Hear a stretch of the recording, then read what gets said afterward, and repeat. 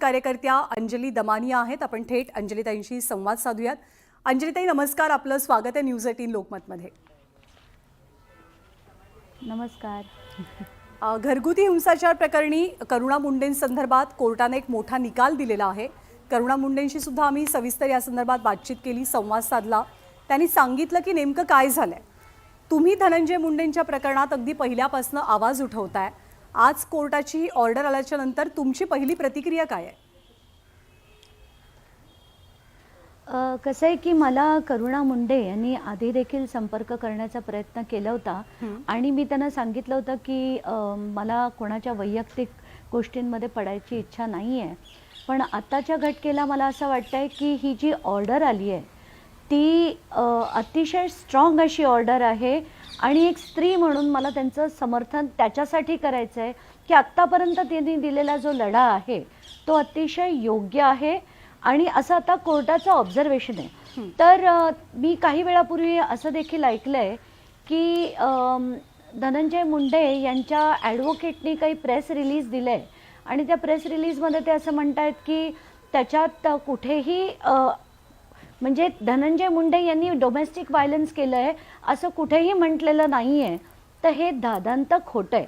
म्हणजे कसं आहे की आता धनंजय मुंडे यांना सवयच झाली आहे प्रत्येक गोष्टीत खोटेपणा करायची. जसं मी आता काही दिवसापूर्वी कृषी घोटाळा देखील त्यांचा उघडकीस आणला, त्याच्यात नंतर त्यांनी प्रेस कॉन्फरन्स घेऊन म्हटलं की हे दादांत खोटं आहे. तर आत्ताच्या घटनेला आत्ता त्यांच्या वकिलांनी दिलेलं कसं खोटं आहे मला दाखवायचं आहे. तर माझ्या हातात आत्ता जी ती ऑर्डर आहे, आपण त्या ऑर्डरची पहिली जी ओळ आहे, the applicants have filed the present application under section 23 of protection of women from domestic violence act 2005. आता ह्याच्या पेज 4 वर जर आपण बघितलं तर कोर्टाने काय लिहिलंय. पहिला point, does the applicant prove prima facie that applicant number 1 has been subjected to domestic violence at the hands of the respondent. Respondent म्हणजे कोण? धनंजय मुंडे. बरोबर. तर फाइंडिंग मध्ये कोर्टाने लिहिलंय पार्टली येस. जर येस लिहिलेलं आहे म्हणजे डोमेस्टिक व्हायलन्स त्यांच्यावर झालेला आहे असं कोर्ट म्हणते. Point number 2, is applicant number 1 entitled for relief of protection as prayed? Partly yes. तिसरा point, are applicants entitled for relief of maintenance as prayed? Yes. Partly yes. आणि what is the order?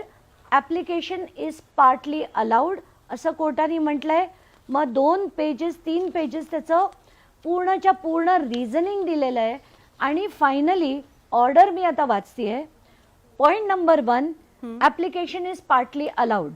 Point number 2, respondent shall not cause any kind of domestic violence to the applicant number 1 till final decision of the proceeding. याचा अर्थ काय की धनंजय मुंडे यापुढे करुणा मुंडेवर कुठल्याही प्रकारचं domestic violence करू शकणार नाही आहेत अशा डायरेक्शन्स कोर्टाने त्यांना दिलेले आहेत. Point number 3, respondent shall pay 1,25,000 per month to the applicant number 1 and 75,000 to applicant number 3 as interim maintenance. म्हणजे 2 लाख रुपये त्यांना, 1.25 लाख करुणा मुंडे यांच्यासाठी आणि 75,000 मुलीसाठी असे 2 लाख इंटरिम आत्ता जोपर्यंत या केसचा फायनल निकाल लागत नाही तोपर्यंत त्यांना द्यावे असे कोर्टाचे डायरेक्शन्स आहेत. आणि हे ॲप्लिकेशन फाईल करण्याचा जो 25,000च्या आसपास खर्च झाला असेल तो देखील रिस्पॉन्डंट म्हणजे धनंजय मुंडे यांनी द्यावा असं डायरेक्टली या ऑर्डरमध्ये म्हटलेलं आहे. तर मला असं वाटतंय की हे अतिशय गंभीर आहे. आणि हे सो कॉल्ड युतीचं सरकार जे लाडकी बहीण योजनेबद्दल बोलत होतं, तर आता मला वाटतं या सगळ्या बहिणी चिडतील त्यांच्यावर. कारण एखाद्या स्त्रीवर जर डोमेस्टिक व्हायलन्स करणारा मंत्री यांच्या कॅबिनेटमध्ये आहे तर त्याचा राजीनामा जर तात्काळ घेतला गेला नाही तर हे अतिशय गंभीर होणार आहे. आणि ह्याच लाडक्या बहिणी आता त्यांच्यावर खरंच भडकून चौथाळतील. कारण हे ॲब्सल्युटली शॉकिंग आहे.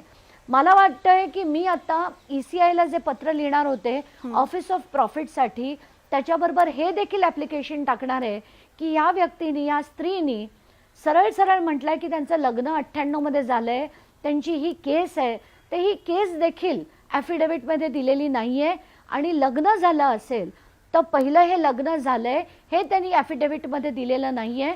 म्हणजे ॲफिडेव्हिटमध्ये खोटी माहिती दिली आहे म्हणून त्यांची आमदारकी देखील रद्द करावी अशी मी मागणी आता करणार आहे. आत्तापर्यंत म्हणजे हा वैयक्तिक विषय, करुणा शर्मांचा जो विषय तो अर्थातच तुम्ही म्हणालात वैयक्तिक विषय आहे, त्यामुळे त्याच्याबद्दल बोलताना कदाचित थोड्याशा मर्यादा येऊ शकतात चर्चा करण्यासंदर्भात.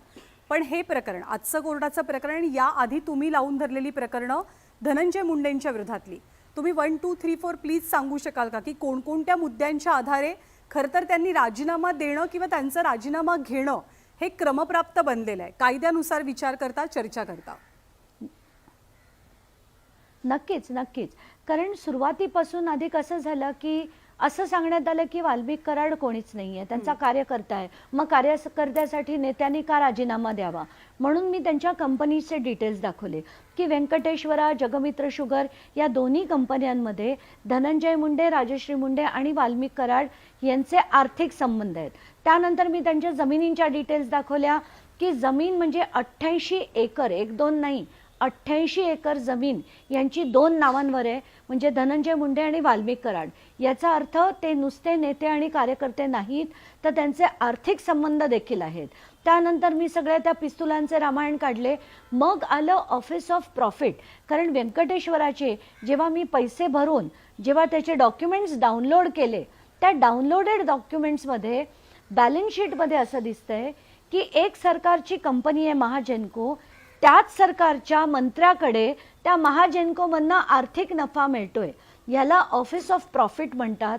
म्हणून मी SP-ना भेटले, ADG-ना भेटले, DG-ना भेटले, मुख्यमंत्र्यांना भेटले, अजित पवारांना देखील भेटले. कारण मुख्यमंत्री म्हणाले ते माझ्या पक्षाचे नाहीत म्हणून अजित पवारांना जाऊन भेटले. तर अजित पवार म्हणाले की आम्ही चर्चा करू आणि योग्य तो निर्णय घेऊ, दुसऱ्या दिवशी निर्णय घेतील अशी अपेक्षा होती, पण तिथेही घेतला गेला नाही. त्यानंतर मी CJN-ना पत्र लिहिलंय आणि याला एक सो मोठं पिटिशन दाखल करून घ्यावी असं म्हटलं होतं. त्यानंतर या सगळ्या गोष्टी म्हणजे त्यांच्या बॅलन्स शीटवर जिथे सही आहे धनंजय मुंडेंची आहे, राजश्री मुंडेंची आहे आणि अनेक मीटिंग्समध्ये वाल्मिक कराड त्याच कंपन्यांमध्ये उपस्थित आहेत. तर महाजेनकोकडनं फ्लाय ॲश घेऊन यांची कंपनी विकते हे आधी दाखवलं. त्यानंतर अनेक त्यांचे जे घोटाळे ते उघडकीस आले होते. त्यानंतर मी एक मोठा म्हणजे कृषी घोटाळ्यातले जवळजवळ 60 ते 70% पैसे कसे खाल्ले गेलेत शेतकऱ्यांचे ते दाखवलं. कारण योजना काय म्हणते की शेतकऱ्यांच्या थेट खात्यात हे पैसे गेले पाहिजेत, पण तसं न होता त्यांनी पूर्णपणे ट्विस्ट करून ते टेंडर काढलं, ते खरेदी केली असं दाखवलं आणि ती खरेदी सुद्धा किती खोटी आहे याच्या सुद्धा मी काही दिवसात आता बाकीचे पुरावे देखील काढीन. पण जे दर होते म्हणजे nano urea, nano DAP, bottle sprayer, metaldehyde, cotton स्टोरेजच्या बॅग्स, हे मी सोडा माध्यमांनी सुद्धा आज सकाळी एका माध्यमाने त्याची रिॲलिटी चेक केली आहे आणि त्याच्यात कळलंय की हे जे मी म्हटलं होतं ते तंतोतंत बरोबर होतं. आणि ते आपल्या प्रेस कॉन्फरन्समध्ये म्हणतात तसं झालंच नाहीये, आम्ही निवेदन अतिशय व्यवस्थित काढले आहेत. तर हे ॲब्सोल्युटली खोटं होतं. हे आता एकदा नाही अनेक वेळा प्रूव्ह झालं. आणि त्यानंतर आता हे जी 4 तारखेची ऑर्डर आहे ही जेव्हा बाहेर येते तर मला असं वाटतंय की यांचा आता जसं त्यांचे पापाचा घडा आहे ना तो व्यवस्थित आता भरलेला आहे. आणि कुठेतरी परमेश्वराला देखील आता वाटतंय की संतोष देशमुख यांच्या त्या निर्घृण हत्येला न्याय मिळाला पाहिजे. म्हणून ही जी टोळी आहे जी सगळी काम करत होती, दहशत करत होती, भ्रष्टाचार करत होती, अमाप संपत्ती जमवत होती लोकांना चिरडून, ते आता थांबायला हवं. म्हणून आता परमेश्वर हे घडवून आणतोय की काय असंच वाटायला लागलंय. करुणा शर्मांच्या बोलण्यात 2 महत्त्वाचे मुद्दे होते. एक तर त्यांनी वाल्मिक कराड संदर्भात एक खूप धक्कादायक भाष्य केलं की त्यांच्यावरती ज्या व्यक्तींनी हात उचलला, डोमेस्टिक व्हायलन्स हा खूप गंभीर गुन्हा, अपराध आपल्या कायद्यानुसार मानला जातो. याबद्दल बोलताना त्यांनी सांगितलं की त्यांच्यावरती हात उचलणारी आणखी एक व्यक्ती होती, ती म्हणजे वाल्मिक कराड. पोलीस रात्री बेरात्री यायचे, त्यांना पोलीस स्टेशनला घेऊन जायचे, चौकशीसाठी नाही म्हणा, पण 10-12 तास तिथेच थांबवून ठेवलं जायचं, पुढे काही व्हायचं नाही.